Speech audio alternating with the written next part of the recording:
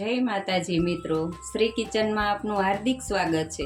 આજે આપણે બનાવશું કોદરીની ખીચડી। તો પહેલાં તો આ 1 કપ મેં કોદરી લઈ લીધી છે।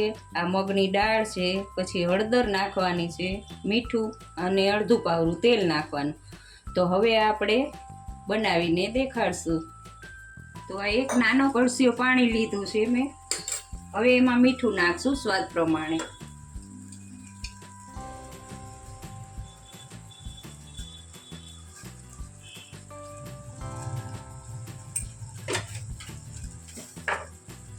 પછી હળદર નાખશું, અડધી ચમચી। સાદી જ બનાવવાની છે, હળદર મીઠાવાળી।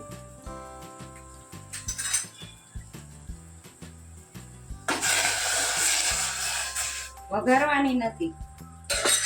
હવે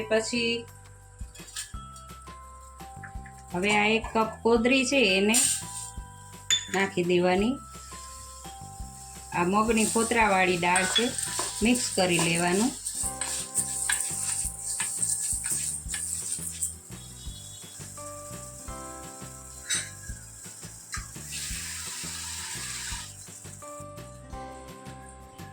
આ જો આપણે કોદરીને દાળ 2-3 પાણીએ ધોઈને લઈ લીધી છે।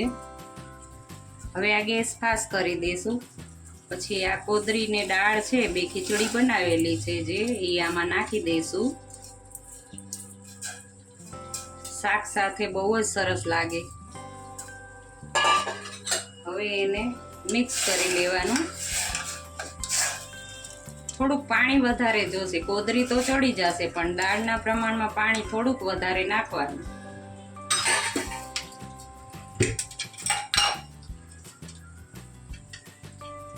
અડધું પાવરું તેલ નાખવાનું।